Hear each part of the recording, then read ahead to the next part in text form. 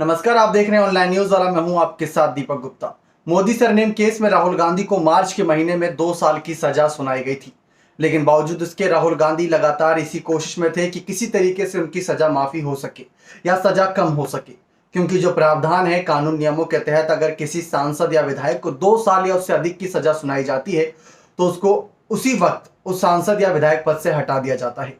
राहुल गांधी के साथ भी ठीक वही हुआ था। वायनाड से जो सांसद थे वहां से उन्हें हटा दिया गया, और जब सुप्रीम कोर्ट में राहुल गांधी के वकील पुणेश मोदी के खिलाफ याचिकाएं देते नजर आए तो वहां पर वायनाड सीट को लेकर भी चर्चा थी, और इस बात की लेकर भी चर्चा थी कि राहुल गांधी एक जाने माने सांसद रहे हैं और काफी माननीय नेता हैं। उनका जो बयान था वो मोदी सरनेम को लेकर ज्यादा नहीं था, उन्होंने सिर्फ कुछ पर्टिकुलर लोगों पर ही अपना तंज कसने की कोशिश करी थी। लेकिन अब यहां पर बात आती है सुप्रीम कोर्ट के फैसले की। सुप्रीम कोर्ट ने यहां पर साफ तौर पर कहा कि पुणेश मोदी जो शिकायत करता है, और साथ ही साथ गुजरात हाई कोर्ट जिन्होंने इस मामले में राहुल गांधी को दोषी पाया, उन दोनों से जवाब तलब करने को कहा। 10 दिन का समय दिया था। 4 अगस्त सुनवाई की अगली तारीख रखी गई।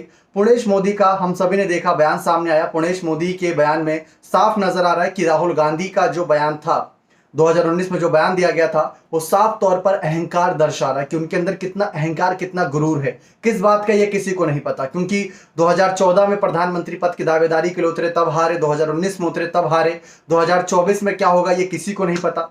तो वह एक अहंकार उसमें शब्द जोड़ा गया। और दूसरी जो सबसे बड़ी बात जोड़ी गई वो ये थी कि राहुल गांधी ऐसे कई बार बयान दे चुके हैं, चौकीदार चोर है, ऐसे बयान भी राहुल गांधी नहीं दिए थे। और पुणेश मोदी ने यह तक कहा कि हमने तो राहुल गांधी को एक तरीके से अपनी सजा माफी के लिए एक शर्त रखी थी, आप माफी मांग लीजिए। अगर माफी मांग लेते तो राहुल गांधी उसी समय अपनी सजा से छुटकारा पा जाते, लेकिन राहुल गांधी ने साफ कहा कि मैं गांधी हूं, माफी नहीं मांगूंगा। तो उन्होंने कहा कि ये उनका अहंकार था। और जब इसके बाद यहां पर ये बात निकलकर सामने आई, गुजरात हाई कोर्ट ने सुनवाई करी थी। हम सुप्रीम कोर्ट की सुनवाई पर भी आते हैं। जब गुजरात हाई कोर्ट ने भी सुनवाई करी तो वहां पर उन्होंने पाया कि राहुल गांधी सचमुच एक बार बयान नहीं दिए, क्योंकि एक बार हो तो गलती माफ कर दी जाती, चलो दूसरी बार ही माफ कर दी गई।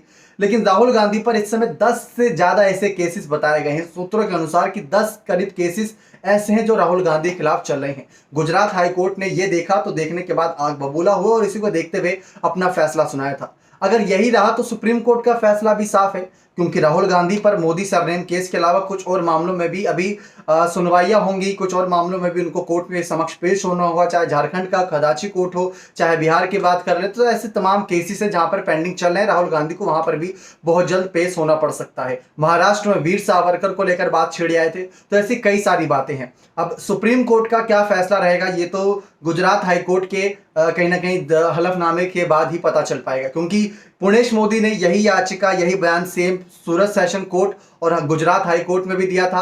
अब कहीं ना कहीं पुणेश मोदी का यही बयान हम सभी ने सुप्रीम कोर्ट में भी देखा। लेकिन अब देखते हैं राहुल गांधी अपने बचाव के लिए क्या कुछ बातें करते हैं। लेकिन जो मनु सिंह भी, अभिषेक मनु सिंह भी थे, उन्होंने साफ कहा था कि राहुल गांधी का जो बयान था वो इस बात की ओर इशारा नहीं कर रहा था कि हम पुणेश मोदी या पीएम मोदी या मोदी सरनेम वालों को टारगेट कर रहे हैं। उन्होंने कहा कि 3 नाम लिए थे उस वक्त और उन 3 नामों को टारगेट किया जा रहा था, इसके अलावा कोई और दुर्भावना नहीं थी उनके मन में।